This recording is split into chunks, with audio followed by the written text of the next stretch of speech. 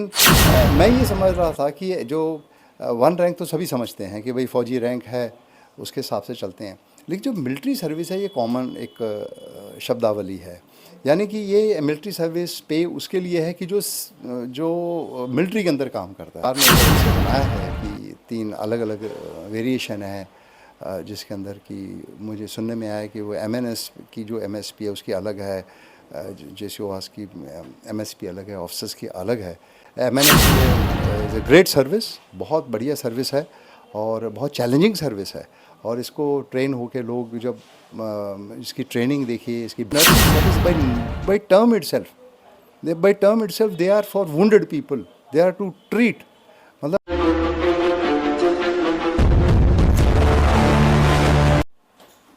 गुरुप्रकाश जी, एक चीज़ और जानना चाहूँगा। एक एमएसपी की समस्या और है हमारे जवान जेसीओज की। वो लगातार मिलिट्री सर्विस पे को लेकर के बहुत लंबे समय से परेशान हैं और जो जंतर मंतर पे 10 मतलब लगभग साल भर से जो बैठे हैं, हालांकि एमएसपी की मांग वो भी उठा रहे हैं, लेकिन कोर्ट में भी इस चीज़ का केस चला हुआ है लगभग पिछले 10-11 साल से। मुझे लग रहा है कि 10-11 साल, अगर मैं आंकड़ा सही बता रहा हूँ, क्योंकि हम सुबह वीर बहादुर जी हैं, दिल्ली से हैं, आगरा से हैं वो, उन्होंने एमएसपी के केस को लेकर के लगभग 10-11 साल से कोर्ट में केस चल रहा है कि हम लोगों को 15,500 इक्वल एमएसपी मिलना चाहिए।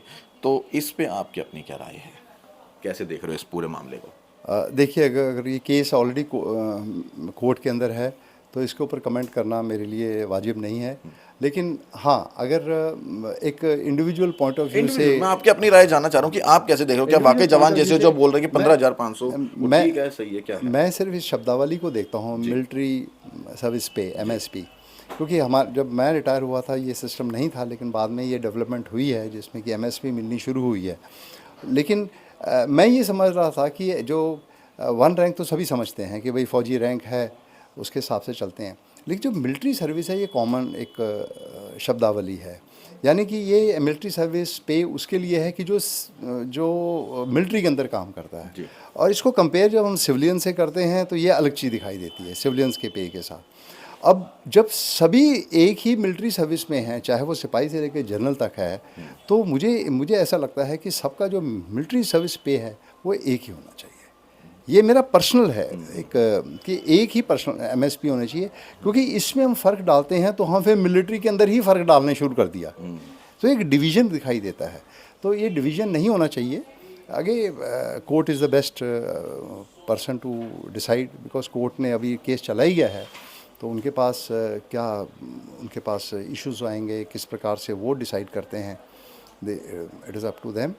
बट सरकार ने अगर ऐसे बनाया है कि 3 अलग अलग वेरिएशन है, जिसके अंदर कि मुझे सुनने में आया कि वो एमएनएस की जो एमएसपी है उसकी अलग है, जेसीओएस की एमएसपी अलग है, ऑफिसर्स की अलग है, और कईयों की तो है ही नहीं। कईयों की एमएसपी है ही नहीं है, मतलब सीनियर रैंक्स में एमएसपी नहीं है। तो मेरे हिसाब से इसको यूनाइट करने के लिए एक मुद्दा, एक मिलिट्री सर्विस को एक करने के लिए बेस्ट ये है कि एमएसपी एक होनी चाहिए। ठीक है। अच्छा, दूसरी चीज़, जैसे अभी एमएनएस है, हमें पता लगा एमएनएस जो है वो युद्ध में आगे नहीं जाती हैं, उनके पास कोई वो तो सिर्फ डॉक्टरी इलाज करते हैं, ऐसा ही है? नहीं, ऐसा नहीं है, ऐसा नहीं है, बिल्कुल ये कहना ही वाजिब नहीं है। MNS is a great service, बहुत बढ़िया सर्विस है और बहुत चैलेंजिंग सर्विस है। और इसको ट्रेन होके लोग जब इसकी ट्रेनिंग देखिए, इसकी बेसिक, क्या वो लड़ाई करती हैं? देखिए, अभी आप फिर कहोगे कि डॉक्टर्स क्या लड़ाई करते हैं? नहीं, मैं वही पूछना चाहूँ, क्या वो मतलब इसलिए फिर वो उनका वो भी हक मांग रहे हैं एमएसपी का, वो सही है फिर? नहीं, ऐसा नहीं कहना। ये देखो, military nursing service by term itself they are for wounded people, they are to treat. मतलब अभी ये, और उनके लिए ये नहीं है कि इरिस्पेक्टिव कोई भी हो उन्होंने ट्रीट करना है। They are, it's a qualified work, it's a very honourable work. और सबसे ज़्यादा ये है कि ये सिस्टम के अंदर बिल्कुल मतलब जहाँ भी हम देखते हैं मेडिकल सर्विसेज, क्योंकि इनके मेजर पार्ट है। इट इज़ नॉट सिर्फ डॉक्टर का एक काम होता है ट्रीट करना ऊपर, लेकिन जो पेशेंट को पूरा इतने टाइम तक लगातार उसको मैनेज करना, that's a very huge work. और इसमें ये नहीं है कि एमएनएस जो हैं वो सिर्फ लेडीज़ ही हैं, कुछ ट्रेड अभी मेल के अंदर भी मेल एमएन भी आने शुरू हो गए हैं। एंड फ़र्क इतना है कि एमएनएस शुरू से ही जो मेरा ज्ञान है कि वो शुरू से ही डायरेक्ट एमएनएस की एंट्री ही होती है, इसकी स्पेशल एंट्री होती है एमएनएस के लिए। पहले क्योंकि ये वुमेन एंट्रीज थी ही नहीं, क्योंकि रीपोस्टेड नहीं है, वो सीधा डायरेक्ट डायरेक्ट एंट्री है। हाँ। लेकिन जो मिलिट्री के जो मेल नर्सिंग असिस्टेंट्स हैं उनका एंट्री लाइक ए नॉर्मल सिपाही पहले होता था, फिर धीरे धीरे वो फिर रैंक ट्रेड, बढ़ेगी, हाँ। फिर जैसे रैंक बढ़ता है फिर वो उसको रिमस्टिंग वो कहते हैं, एक ट्रेड से दूसरी ट्रेड में भी जा सकते हैं। तो वो कई लोग अपना स्पेशल कार्टर करके चेंज कर जाते हैं। जो ये कहना है कि एमएनएस लड़ाई में नहीं जाती हैं, एमएनएस केवल पर्दे के पीछे रह करके कहीं ना कहीं मेडिकल स्टाफ में रहती हैं वो, तो उनको एमएसपी किस लिए? क्योंकि वो तो मिलिट्री के अंदर लड़ाई झगड़े में है नहीं, लड़ाई मतलब युद्ध के टाइम पे आगे नहीं है, उनके पास कोई क्या नाम, उनको ड्रेस भी अलाउड नहीं है अभी तो, मिलिट्री की ड्रेस भी नहीं डालते, तो फिर एमएसपी किस लिए?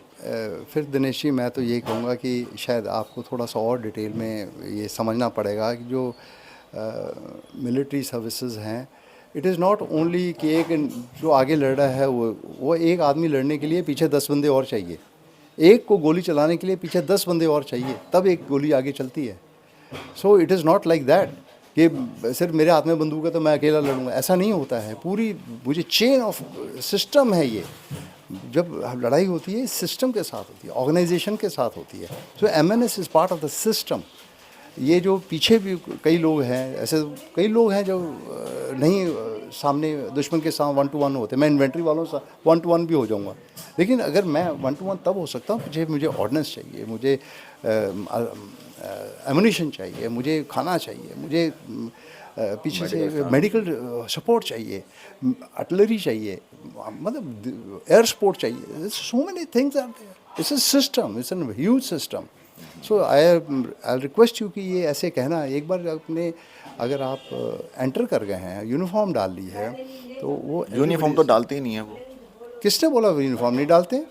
दे are very much, there is a proper uniform. आपने 26 जनवरी की परेड देखी आपने? बस 26 पहली बार मौका मिला 26 जनवरी के परेड में। ये पहले भी ओनली थिंग आपको प्रोजेक्ट किया गया है, नॉट दैट कि these people are not there for years, for since the time ये एमएनएस सर्विसेज जो हैं ये आज़ादी इसके बाद से भी लगातार चलती रही हैं। मतलब आप ये कहते हो कि एमएनएस को भी एमएसपी का दर्जा मिलना चाहिए? हर एक को बराबरी का मिलना चाहिए, हर एक को बराबरी का। अगर मिलिट्री सर्विस है तो सिपाही से लेकर जनरल तक एक एमएसपी होनी चाहिए।